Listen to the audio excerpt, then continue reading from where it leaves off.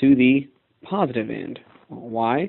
Because negatives repel negatives and positives are attracted to negative. And so the negative end is the source and positive end is the pull, or the push is from the negative and the pull is from the positive. Of course, that'll play a role later on in our conversations. But so it's the flow of electrons, which makes sense because electrons sound like electricity. So electrons and electricity. Those words are obviously related, and they are. So electricity is the flow of electrons.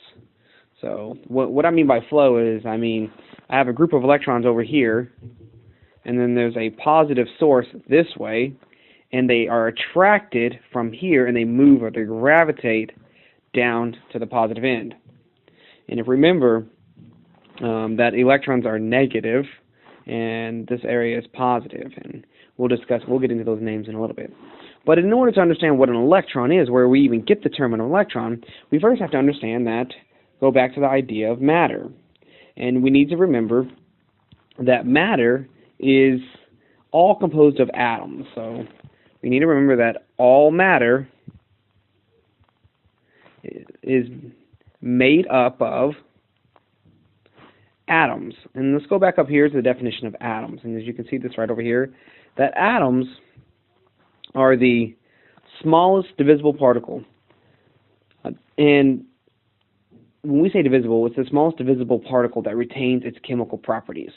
So what do I mean by that, the smallest divisible particle that retains its chemical properties? What I'm saying here is that, yes, if you look at my example of this atom here, you can see that inside the atom I have these, this is called the Bohr's model, or kind of a model of the atom, not the Bohr's model because it's not in the concentric circles, but I have this model of the atom right here, and inside of it I have these positives here, and then I have some yellow circles, and then I have these blue lines, and those are parts of an atom. So obviously an atom can be divided. It can be divided into protons, neutrons, and electrons. So when I say it's the smallest divisible particle, I mean, yes, we can divide an atom, but after we get past the atomic level, my protons, or my atom, no longer has those chemical properties that make that atom.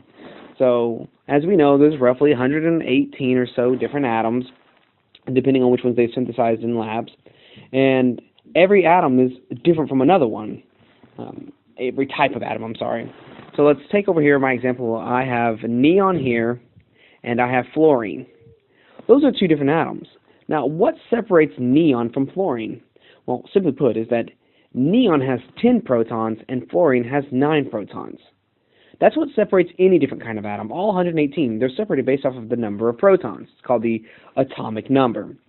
And why this is important is because if it has 10 protons, then it has 10 electrons. And if it has 9 protons, it has 9 electrons. That's the basic model. Now, so what happens is that whenever these atoms are interacting with each other, they interact from the outside to the outside. So if you look down at this example over here, as we can see, the outside are going to come into contact. Well, yes, then the nuclei, yes, can actually physically, I guess, contact each other. I mean, they're going to repel, but so would these repel. They're going to physically contact each other, but it's not going to do anything.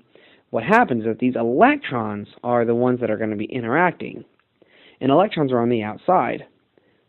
So what happens is that atoms, which are made up of electrons, are then ramming into each other or moving around each other, and when they do this, the electrons that we see on the outside, they start popping off, popping off, popping off, popping off.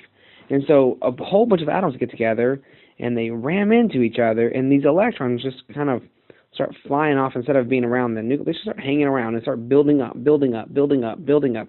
So I kind of have this area of electrons around my matter. And then whenever a positive region appears, or if there's a region that's kind of positive away, well, what did we say that electricity was? It was the flow of electrons. So what's going to happen to these positive electrons or these negative electrons? What are they going to want to do? Well, just simply put, they're going to want to travel down to the positive region. And when they do that, they're going to flow. They're all going to flow. They're all going to flow down here to this positive. And what we see is it's going to create a charge or a static shock. Okay? And this is called static electricity. And again, electricity is the flow of electrons, and this static electricity formed whenever the electrons that were around the nuclei of the atoms are now disengaged from those atoms because of physical movement. Now, in class, we did a lab in which we had balloons, and the balloons were rubbed on a surface, and the electrons were on the side of it. And then we had this little can here. It's not a pretty can, but we'll get the picture. We had this can here that was positive. And so this positive can and the negative electrons had an attraction. And so we could see the actual force of the attraction between here and the attraction between my electrons, and they were pulling on each other. So the can followed the balloon. Well, why did it follow the balloon? Because after rubbing it on the surface of some object, the electrons became disengaged around the outside of the balloon, and the positive part of the metal attracted them to each other. So we drug the can across the table, and we drug it back. And this all because electrons were on the outside of the atom, and when they were removed, you had this region of dense electrons, and it was attracted to the can. Now, in a small sense like this is called static electricity. Static electricity. So we have static electricity right there. Now, we're all familiar with static electricity because we experience it every single time we walk across carpet in a dry winter, and when we walk across it, we are causing the atoms of my sock because of friction to disengage electrons from a sock to disengage with electrons from the carpet, and they start building up and building up. And when you go to touch a doorknob, you have the positive region of the doorknob, and let's draw a little hook here. You have a doorknob, and you have these positive regions, and then shock. The electrons are wanting to travel towards it, and it gives you a slight little static shock. So we understand that that's static electricity, and we are pretty familiar with static electricity. We're also familiar with another form of, if you want to call it static electricity, but just on a much larger scale. So in class, I think I've made it a point to explain to people the sheer countless numbers of atoms that we can't possibly know all the atoms are like in our atmosphere. And so during a thunderstorm, or during the movement of clouds, I have these. Let's look at these sets of clouds right here. So I have these clouds over here, and they come into contact with other clouds over here. And well, what happens is that, well, the atoms of these clouds are coming into contact with the atoms of these clouds, and they're not just a couple of atoms. Remember when I was explaining when I had the graduated cylinder, and it was up to 40 milliliters of water, of H2O, 40 milliliters of H2O. It was 3.39 times 10 to the 24 atoms. Okay? That's in just like a handful of water. Imagine how many atoms are in these clouds, these massive clouds that sometimes stretch miles and miles and miles long, miles and miles wide, and they are, of course, 2 or so miles high. Now, that's a crazy amount of air, and there's a crazy amount of molecules hitting each other. And so what happens when these molecules keep hitting each other is that, well, we get a form of static electricity. Bam, bam, bam. These electrons start disengaging, and we're not talking on the order of 10 to the 24. We're talking billions and billions times that, billions times a billions times a billion times a billion. We literally cannot count that number. It's impossible to count that number. And so we just know there's quite a bit of them. And so what happens then is that these negative areas over here these areas become chargedly highly negative, highly negative, highly negative. And because of the fact that they're negative, or let's put it, they're more negative than the other areas, these others, by the fact that they are more negative, are now going to be considered positive they're positive now compared to this region that's more negative. So here we are with positive regions, and down on the ground, positive region, positive region.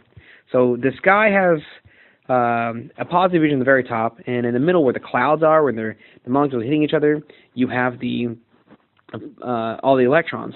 Well, what's going to happen to the electrons? The same thing that happened to the doorknob, is that you have all these electrons flowing up, all these electrons flowing down, and you have all this. Well, what is that called? And of course, I have a picture right here where it is, and we know that's lightning. Well, that's what lightning is. And so we've talked to the class, what is the difference between static electricity versus lightning? Well, it's easy. Static electricity is just a small amount, relatively, of electrons flowing, while lightning strikes are innumerable amounts of electrons flowing, and that's ionized. There's so much it's ionized, and we call that plasma. And so all plasma is ionized material. So, and this will make sense too, because this leads directly into the next part of when we're discussing more about electrons, is that electrons, it's important to note, electrons are part of an atom, and what happens is that atoms, whenever they interact with each other, as we're about to discuss in a second, when these electrons interact with each other, or atoms interact with each other, they knock off the electrons, as we were discussing. Well, what happens then when those become, what happens when that occurs? Well, you have something called an ion forming. It's an ion. An ion is a charged atom. It's a charged atom. Okay? So an atom we call an atom anything, the divisible particle that has an equal number of protons and electrons. Well, when the electrons either gain or lose, we get something called an ion. And so when it becomes more positive,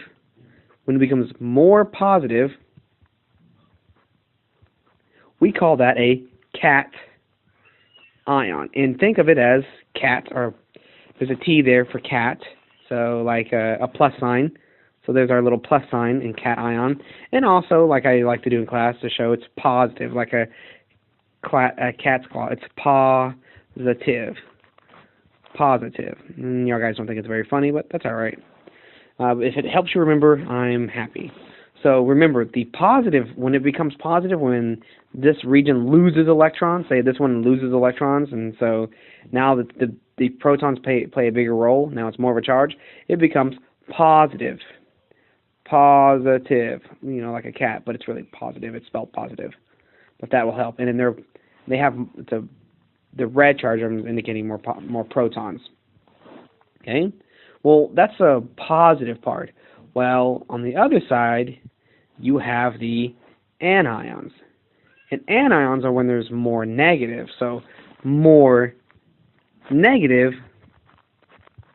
is an anion. Now, the way I told my class, and hopefully they remember, is that this word kind of looks like onion, and onions make us cry, and big tears coming here, and crying is bad, crying is negative, so anions are negative. Onions are negative, so anions are negative. So, remember, cations are positive, and anions are negative.